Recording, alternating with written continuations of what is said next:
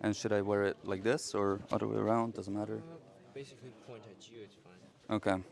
Because maybe I'm just gonna try it, but if it hangs in the pocket, then it's gonna be straighter, Maybe if you put it here, it's right? yes, yes. Just because here it wants to like lie more. So Yeah, that works. yeah. Mhm, it's all right. Cool. Yes, no problem. Awesome. Thank you. Do you have everything you need then? Yeah. Yeah. Nice soft.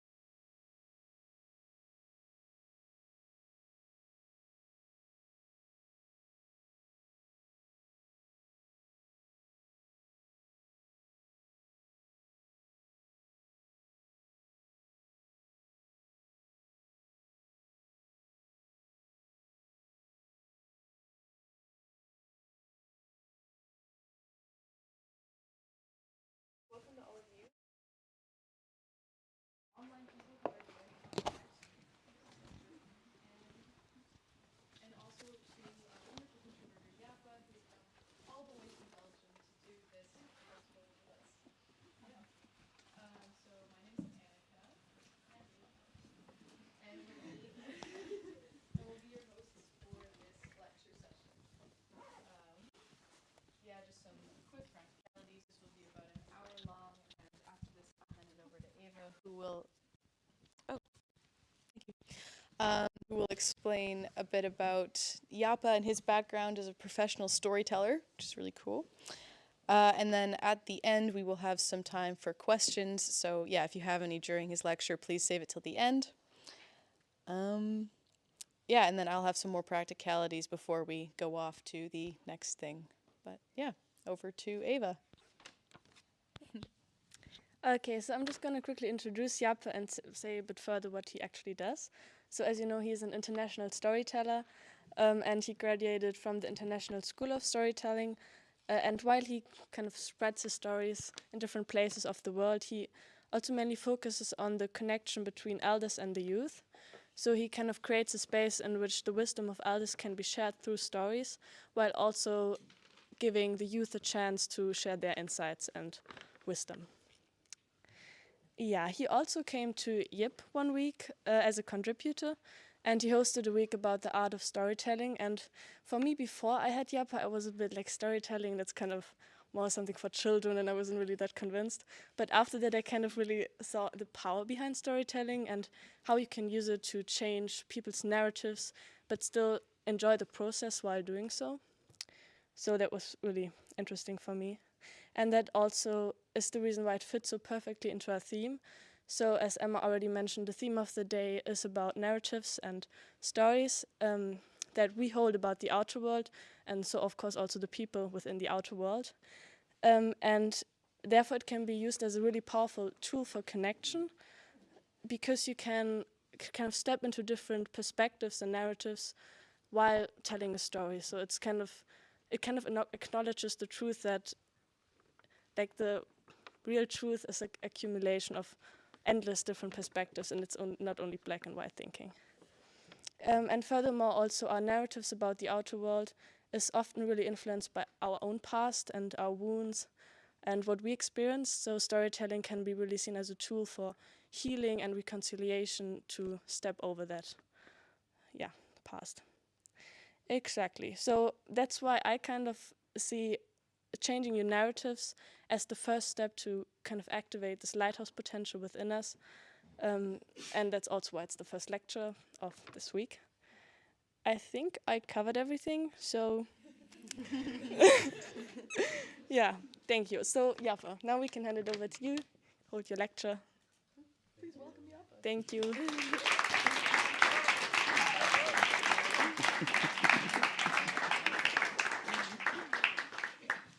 Thank you. Please huddle up, make yourself cozy.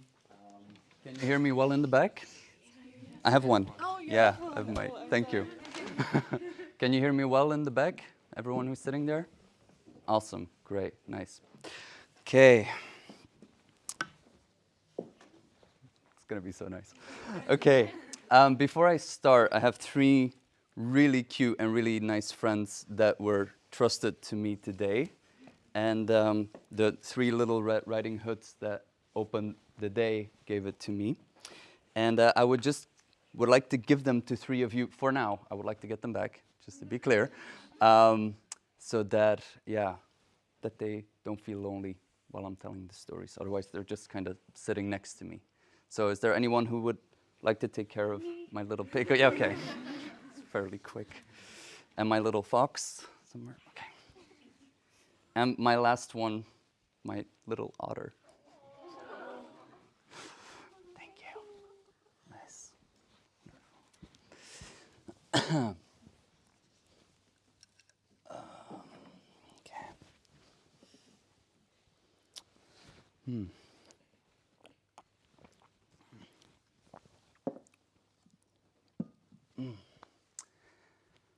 Okay, storytelling.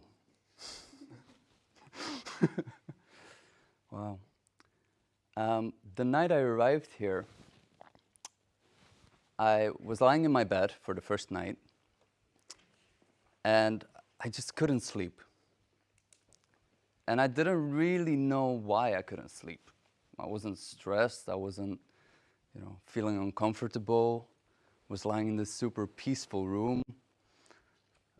Why couldn't I sleep? And I was thinking about this moment that I would stand in front of all of you and speak about what storytelling can do or what storytelling can mean for us.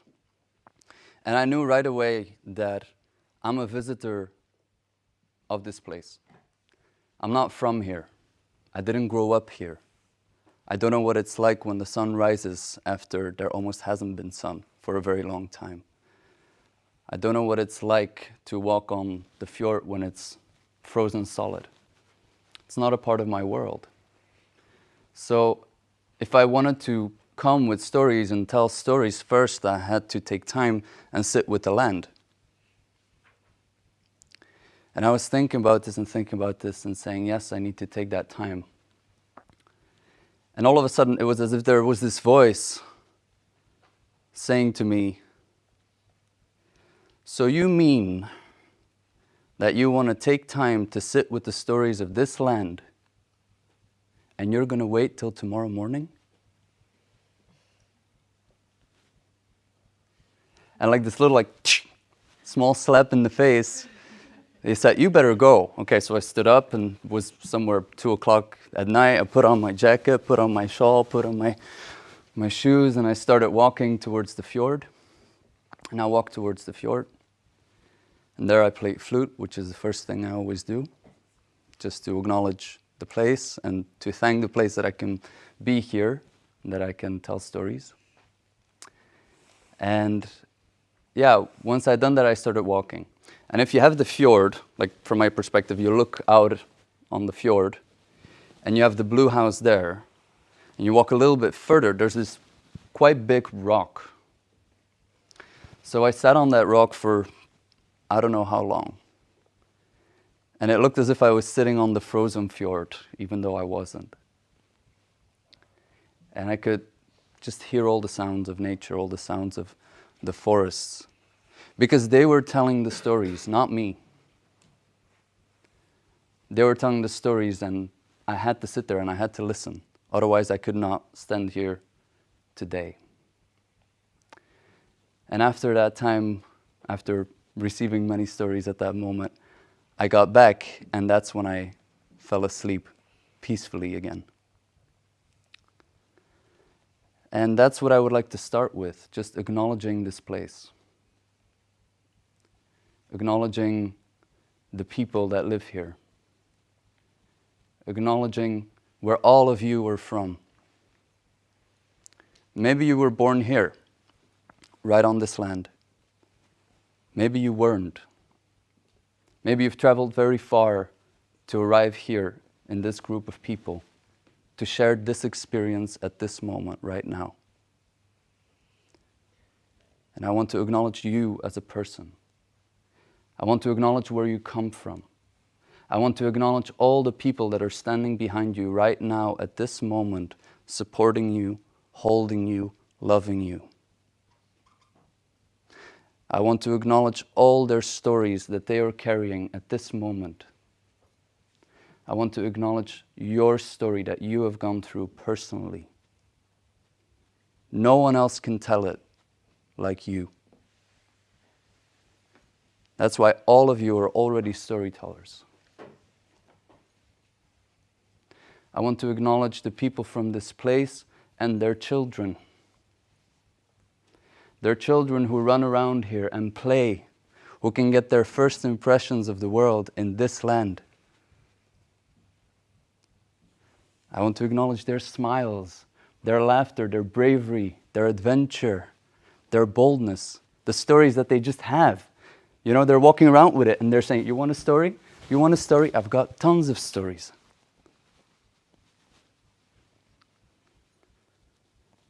After that,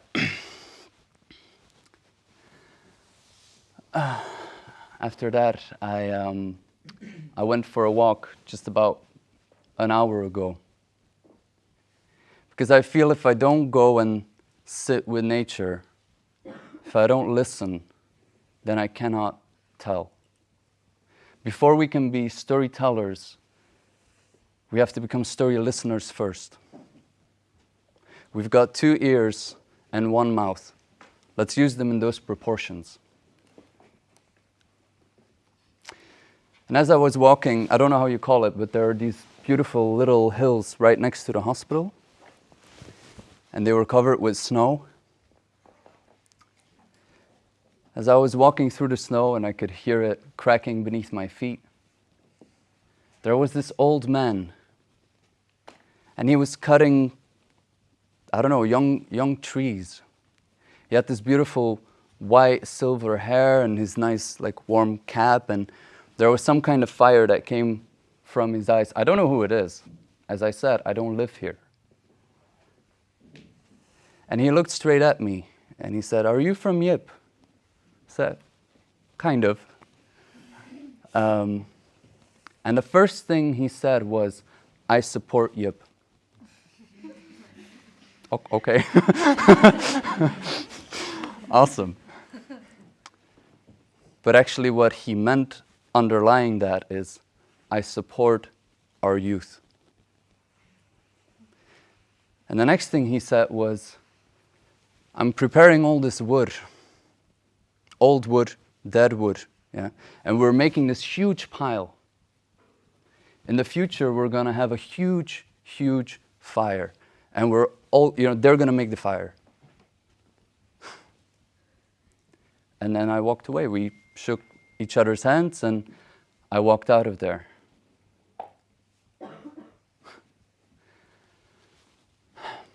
I was really touched by that moment because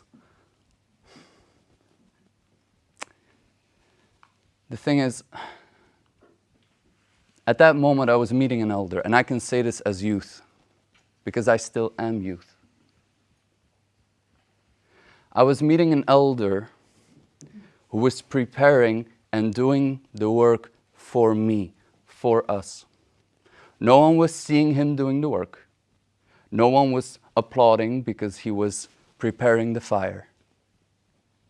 No one was paying him, or as far as I know, paying him or giving, awards because of the work. But he was gathering all the dead wood, everything that could be transformed into a form of light, into a lighthouse, into a fire that could be seen all around the world. And he was waiting for all of you to light it. He was waiting for all of you to light it. And that's the difference. He knows the work. And he knows that probably he won't see the benefits of the work. So he's not doing this work because he just simply wants a nice fire. It's very possible that he won't see that fire burning. Or here's the fire burning. But he has felt what it's like to sit next to a fire that was built by those before him. And so, though we need our elders to sit with us, to prepare us, to witness us, and to bless us, we also need youth. We need our youth to have that space that's held by those elders so that we can light that fire. If youth is going to try to make his own fire, it can work. I'm not saying it's not going to work. But maybe the wood might be wet. Maybe it's going to take much longer to prepare everything. So the one cannot live without the other. That's why they're so closely related. That's why they're interwoven with each other. But our elders are not just grandparents. A grandparent or an old person doesn't make someone an elder. So we could ask ourselves, then what does? What does? There's no black or white answer to this, just like with a story. When we hear a story, many times we want to analyze it and say, oh, okay, so that means that I should fix my relationship, and then after that, should do this, and then, okay, now I get it. But the stories don't work like that. They're too big. They're too old. They've been told so many times that it is not about the teller, but it's about the story.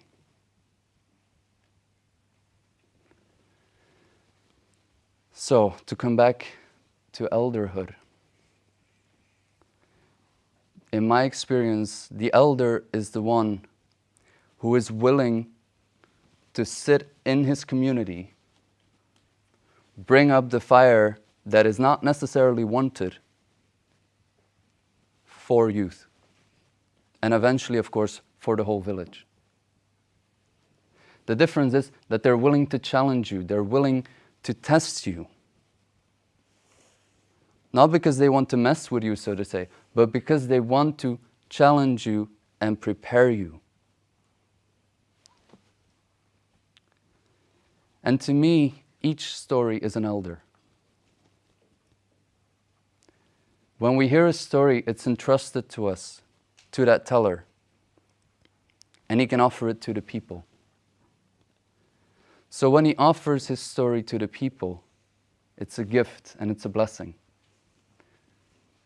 When you hear a story, the storyteller is blessing you. Is blessing you as a person and as what you have gone through in your life. Many times when we meet each other, the first things we ask, or like our first way of communication is, who are you? Meaning, what's your name, where you're from, da, da, da. And the next thing is, so what do you do?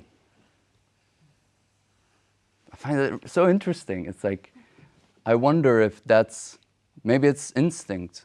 Maybe we want to locate you where you are, but we also want to be safe that, to know that you're going to be okay, that everything's fine, that we're good. And at the same time, we get an idea of kind of like where you are in the world, right? So when you meet people and you say, well, my name's Jappe. Okay, yeah, so what do you do? I'm a storyteller. Awkward silence. So what do you do? Didn't I just tell you what I do? That's what I think then.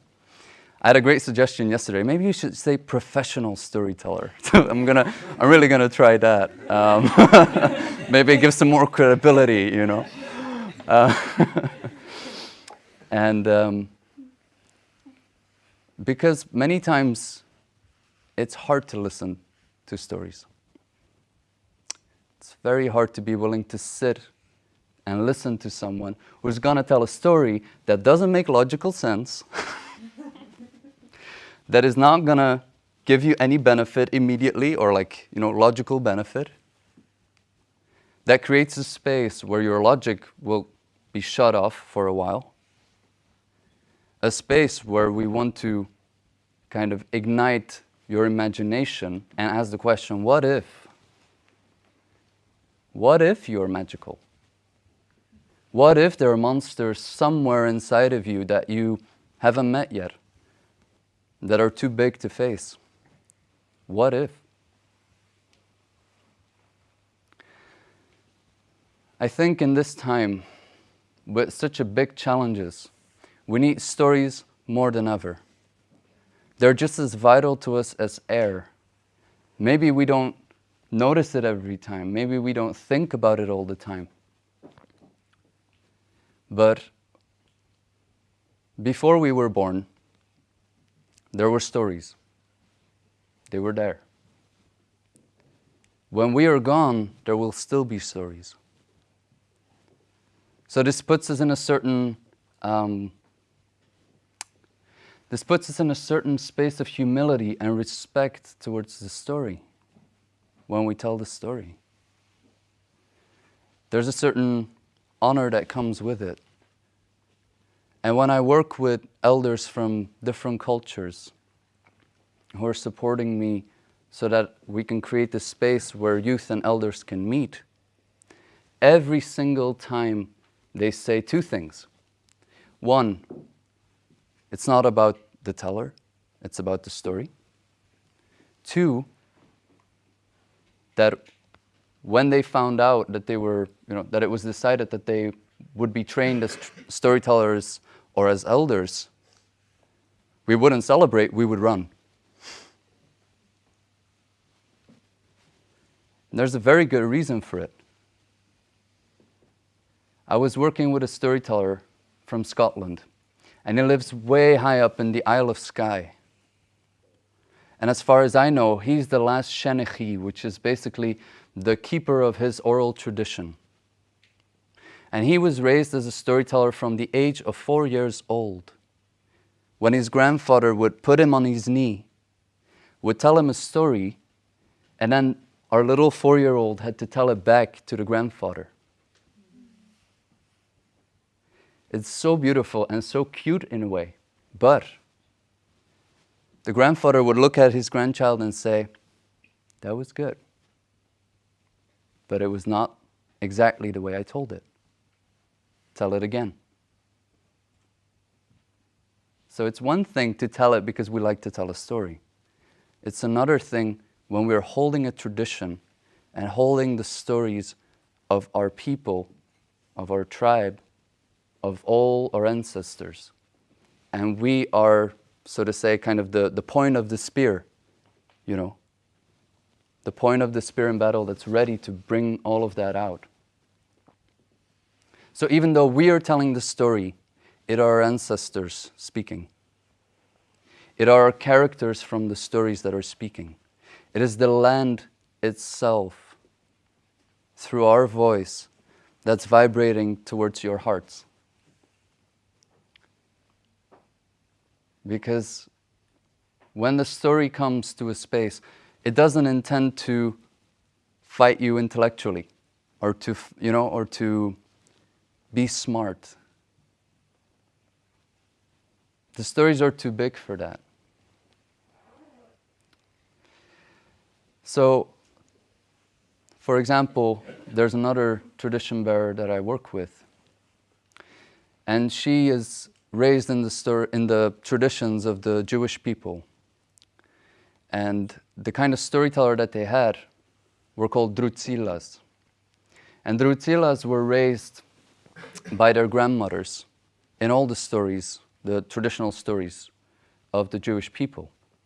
Nothing was written down. So you need to imagine this, that now when we, for example, work with contemporary storytelling, if we want, we can go online and say, I like this story, and I take this story and I'm going to work on it. I'm going to work on it for a week, going to work on it for a month, going to work on it for a year. It's going to be amazing, absolutely. And it's going to be an amazing experience. And in the oral tradition, I think the only difference is that that 1 year turns into a lifetime.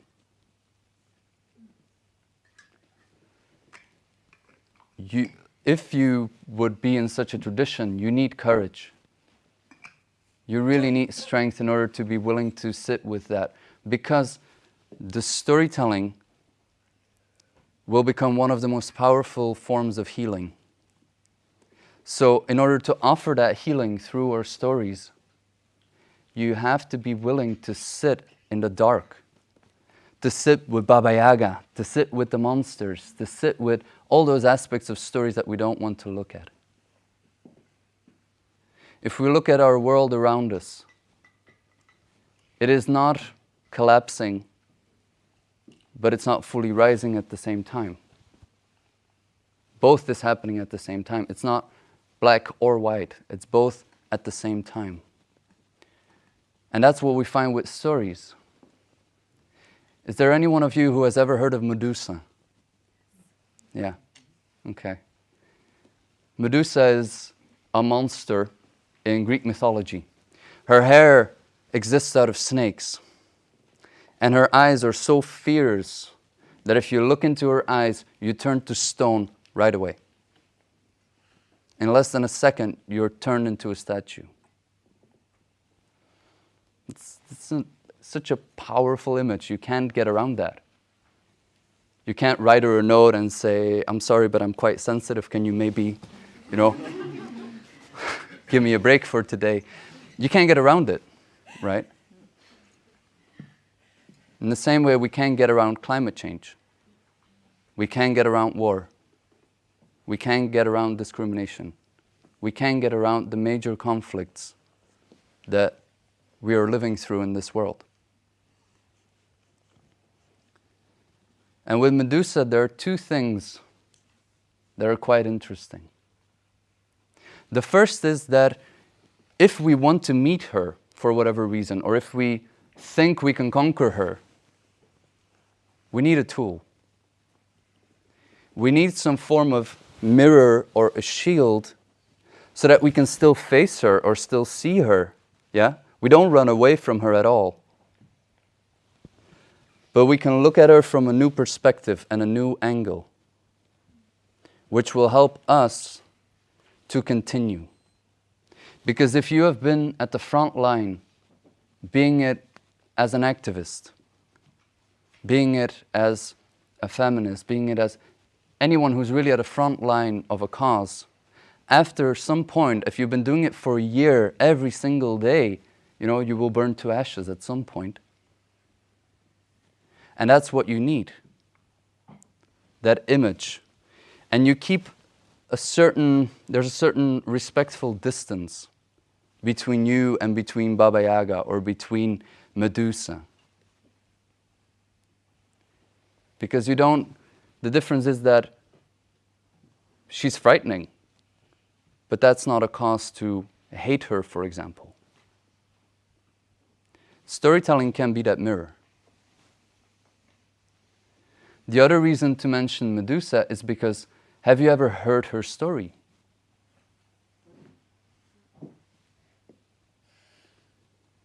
Most of us don't know her story. Sure, we know that she has her snake hair and everything, and the statues are quite famous. You can find them all around Greece. But originally, she was a Vestal virgin, meaning she was a virgin who dedicated and devoted herself to a temple. And this was the temple of Athena. And as she was actually giving her whole being in order to really serve the temple, to really serve that place in her community, the god of the sea, Poseidon, came down and he raped her. And afterwards, when they found her in the temple, the goddess Athena, to whom the temple belonged, so that was basically her domain, rather than fighting a god, she decided to punish the human. Maybe we can ask ourselves that question maybe we can ask ourselves that question of when do we, not want to sit with our higher self, or when do we not want to, look at it from a higher perspective, but we blame our person or we blame ourselves in such situations. So she turned her hair to snakes and everything like that. So now that we know a part of her story, because it's only like the very basics, what if we meet her now? Now that we understand where her snake hair comes from. Maybe we can meet her in a new way. There's a saying in the storytelling world which says, if you know my story, and not just heard it once, but if you really know my story, then you can never be my enemy. It's not possible. Because eventually we can only come to a place of understanding. To a place of understanding each other and also meeting each other. And this has also been proven to be very effective. In the States, there's a project where rather than bringing people to the courtyard, there's an alternative courtyard. And rather than just having the defendant and the accused, they actually get the space where they can tell their whole story. Not just that one moment. Of course, they look at it as well, but that one moment. But what happened before that moment? Where are you from? What happened to you in your life? Which experiences did you have? Basically, what are all the stories that brought you to this moment and, made you have this experience? And then you do the same with the other person. And by the time all the stories are heard by everyone, So when the whole village has basically heard the stories, the defendant and the accused meet each other in a totally new way. That's how it is with most traditional ways of storytelling. If there would be war, for example, they would never really send their whole army. They would send their best heroes, one from each camp, and they would battle, and whoever won, won. Okay, and that was it. That was the end of the war. Why, why fight with everyone if you can do it that way?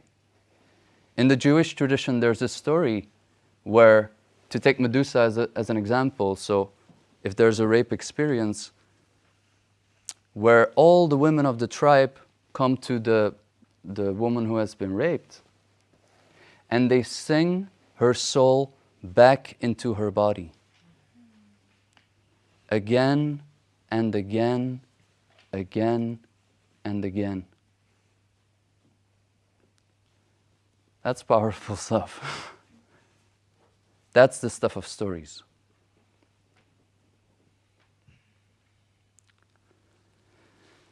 There's an old story that comes from the States. There was a village, a very happy community. People were very content. And there were, there were 4 hunters. And they were walking around. They were also very good friends. And they were walking around having a good time. They were talking about how they were going to go back to the village. There was going to be a very big celebration. And all of a sudden, out of nowhere, the earth started crumbling, and one of the hunters fell down into a huge hole. And in that hole was a bear.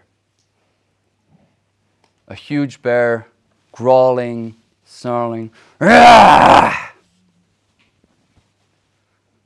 trying to kill the young man. So he tried to fight off the bear with all his strength, and he brought forward all the power and the passion and the fire within himself that he had. He could barely hold off the beast. Another friend of him very quickly jumped after him with a stick, so that at least, he had a stick to defend him better and to help his friend. Another one ran to the village as fast as he could. And there he tried to ask for help and say, "Come and help everyone that, the people that have fallen into the hole. There's a bear." And the 4th friend ran.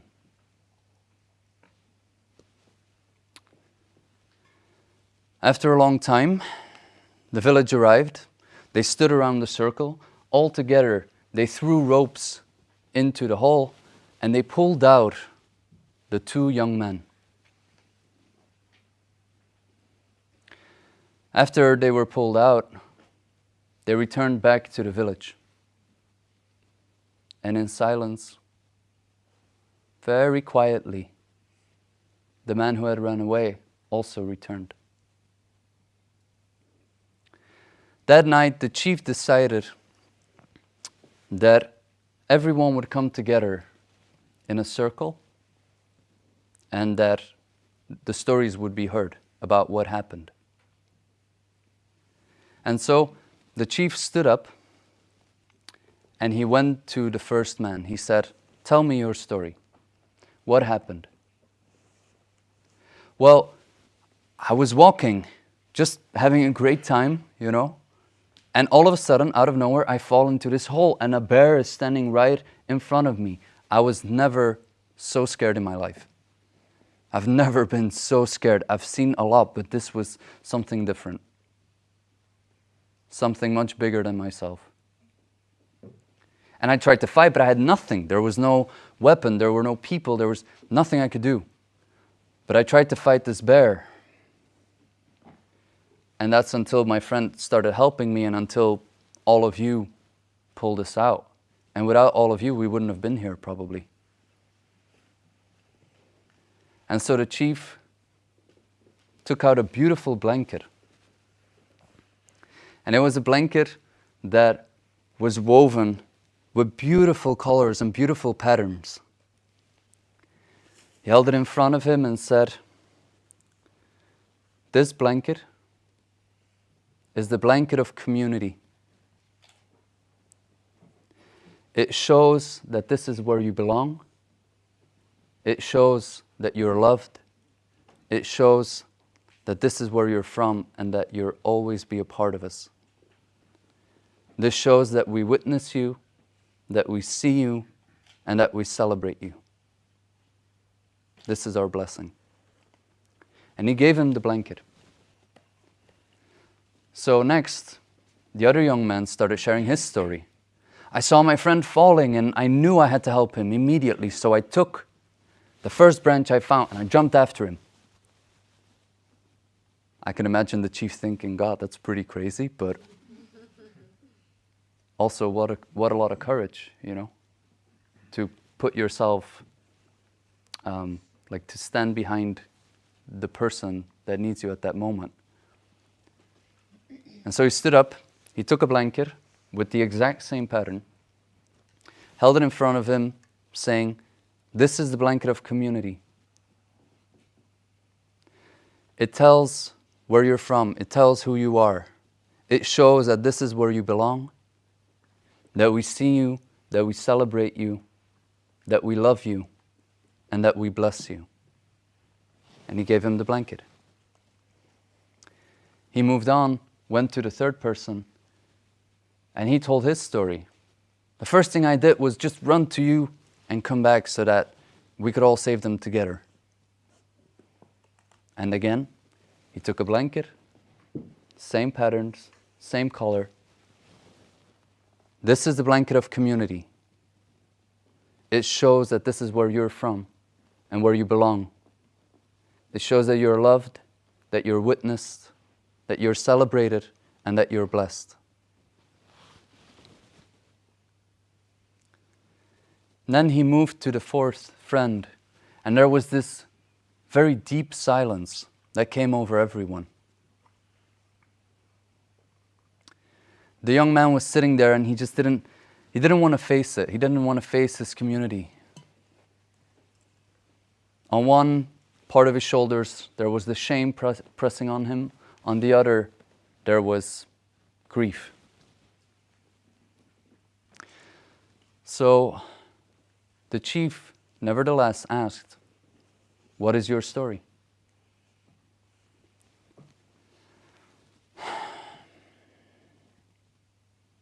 "Well, I was walking and I was having a great time. I was just so happy, you know. And then all of a sudden, out of nowhere, my friend fell through this huge hole, fighting a bear. And then my other friend jumped behind it and I thought I was definitely going to lose the two of them. And then my other friend ran to the village, trying to get help, trying to get all of you.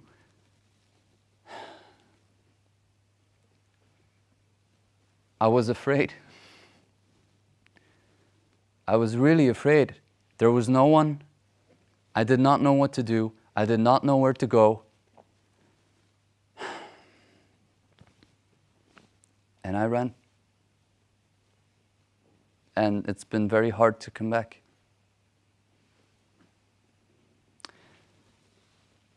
After some silence, the chief stood up, held this beautiful blanket with the same patterns, made in the same way by the same women, and he offered it to him. "This is the blanket of community. It shows where you're from. It shows that you belong here, that you're a part of this community, that you're a part of this world, of this tradition, that you're a part of your people, that we see you, that we see your qualities, that we see your weaknesses, that we celebrate both, that we welcome you in our community and in our village, that we love you, that we hold you, and that we bless you."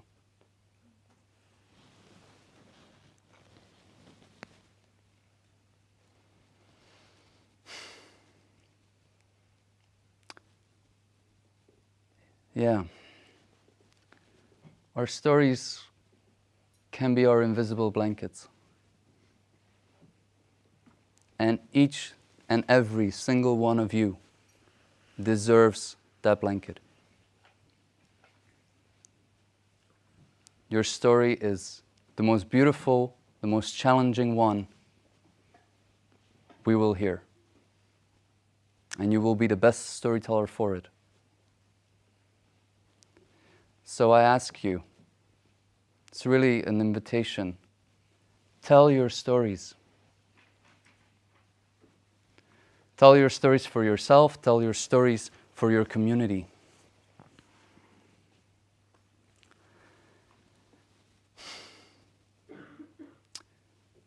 When we work with storytelling, when I study in England, we worked a lot with contemporary storytelling, which means that we're very free. We can work with stories from different countries, different places. And as a storyteller, we can, practice it and we can tell it. But I have another invitation for you. When you get a story, and you get a piece of paper, for example, or you find it on the internet, or you find it in a book, it's awesome that you found a story. But that is not where it belongs. It's great that it will guide you and that it will, make you get to know the story. But it's not where the story is from. Get out there. Go outside. Go tell your story to the snow. Go tell your story to the water and ask her, what do you think of it? Any suggestions? Go and walk and tell it to people you've never met. We're here very briefly. We're here only for a very short time, in a way. So sit with the story. Because we do not choose the stories. It are the stories that choose us.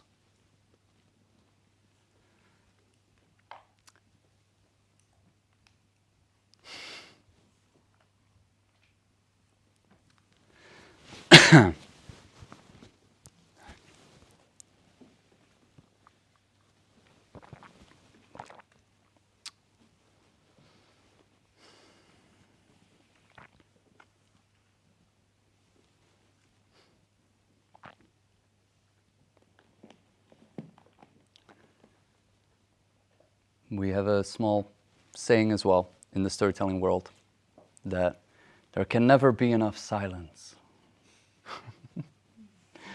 And I like it because sometimes I catch myself, like now actually, and there's some silence and I think, God, I should say something.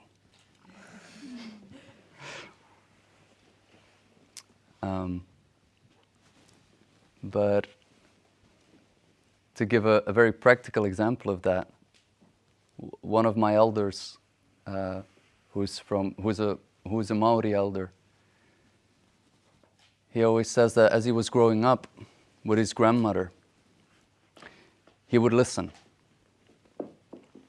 And if he could hear his river flowing in the distance, if he could hear his volcano rumbling very, gently, then he knew everything's okay.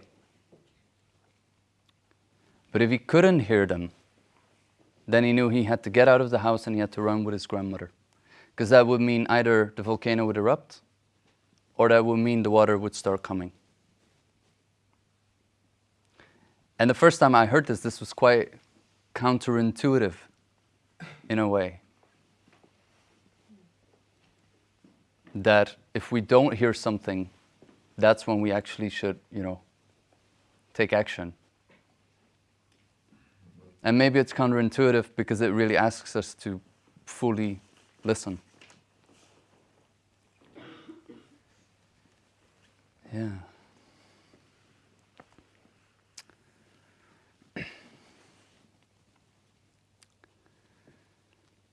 And so When we sit with our stories, with those old stories, time stops. We're just together in one experience, and we're all experiencing it at the same time. And maybe you won't notice it immediately, but something has changed inside of you. And now you're also a guardian of that story. Now you're free to go and tell it as well. But please tell it, because stories are not meant to just be heard once and then keep it, or put it in a nice picture frame. Can be nice, but it's not what they're for. They're way too wild to be put in any box. It's just not possible. And I would like to invite you, just whenever you feel ready, you can just speak out anything that touched you about a story, about the story of the blanket of community. Can be a scene, can be an image, can be a word, can be a sound or a taste. Doesn't matter what it is, but you can just speak it out. Because when we speak it out, we speak it into existence. We speak it into being.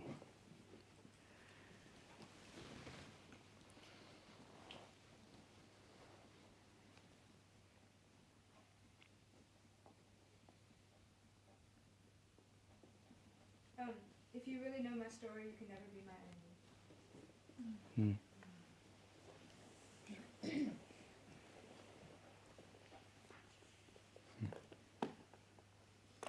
I really loved how all four of the men hold up the same gift from the chief. Belonging.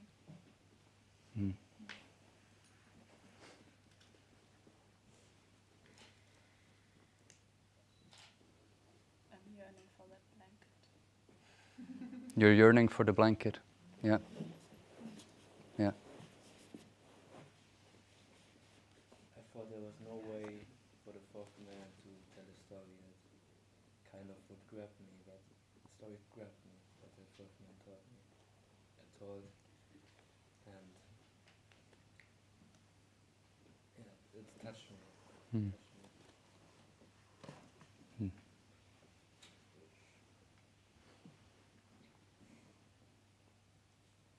I like the way that all the four men were heard in the same way. Like that the chief or the guy that was listening was really, I don't know, not judging any way they handled the situation, but that there was space for every way they handled it, and that he respected the men who ran away, but also the men who jumped maybe a bit without thinking in the cliff thing. Yeah.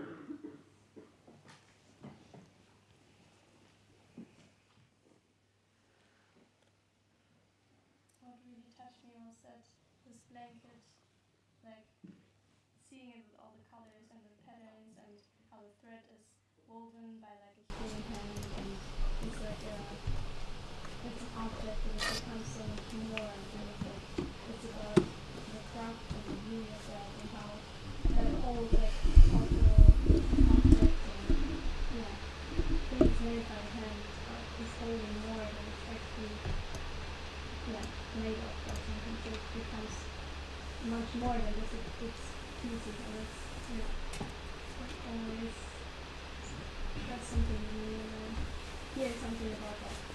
It holds space, like objects and things that people make, they hold space as well.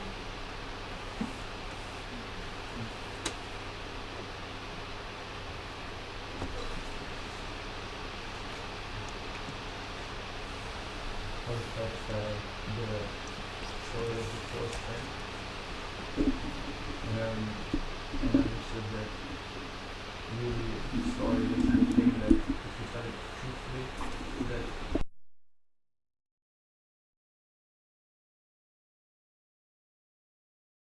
because it was a shameful one. So he could have been very tempted to tell a lie or to invent something that would redeem him, but he chose to be honest about his story, and his true story was the one that maintained his relationship with the community. And that's very hard, I think. Very difficult.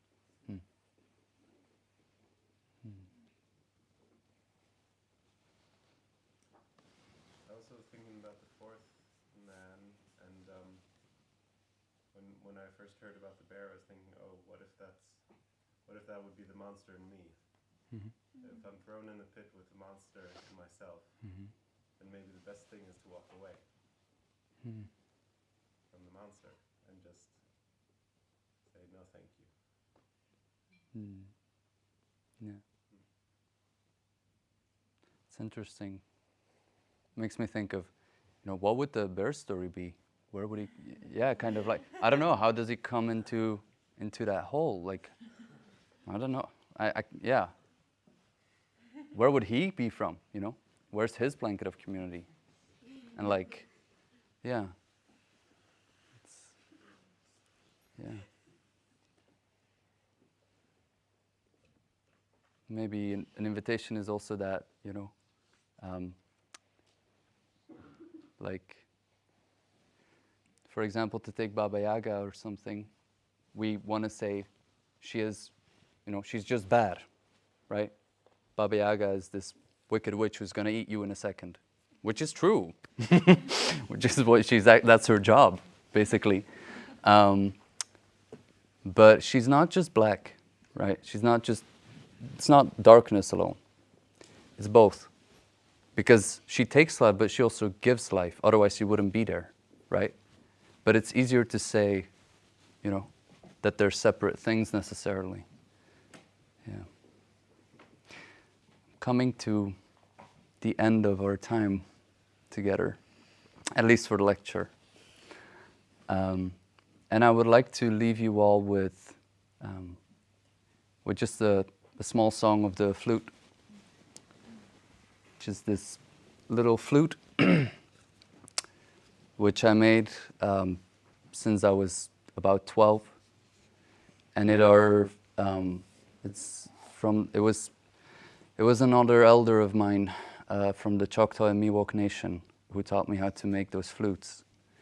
And first they were medicine flutes, and now they're known as love flutes. But they're still medicine flutes, for sure. And I would like to play this for all of you as a blanket of community, for you, for the bear, for all of us. But at the same time, to also challenge all of you and to ask you, what if you would have some tea with the bear?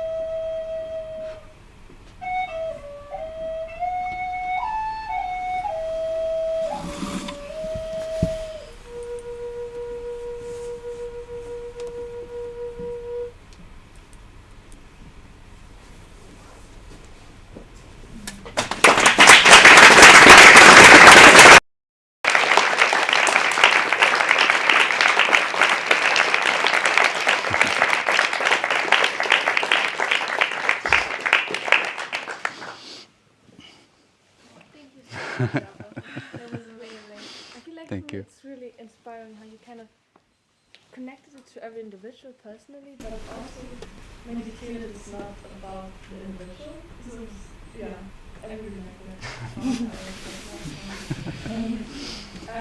So now, unfortunately, we actually run out of time, but maybe I'm sure there are many thoughts and ideas alive in you right now. So if there are any really burning questions, maybe now is the time to ask them. But otherwise, yeah, you can maybe also find Jappe throughout the day. I think. No? Okay, great.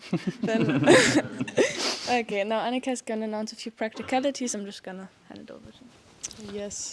Thank you to Jappe once again. That was amazing. Yeah, this is the end of the first lecture, and the next thing will be Fika, which, as you may know, is in the room down the stairs over there. Go get some tea, coffee, good things to eat. That'll be for 30 minutes, and the next lecture is at 11 in here with Christiana Ramsey on the power of narratives, which is, yeah, really cool. And I will also didgeridoo at 10:55, so you know to come up here. Yep. Yeah. Also, if you have some stories to share, if you're inspired by what Jappe shared today, there is a storytelling campfire this evening in the teepee, and there are 3 slots that you can sign up for if you would like to share a story with everybody there. So yeah. And yeah, that concludes the lecture. Please go to the day hosts if you have questions or us. We're always ready to help. And have a good fika.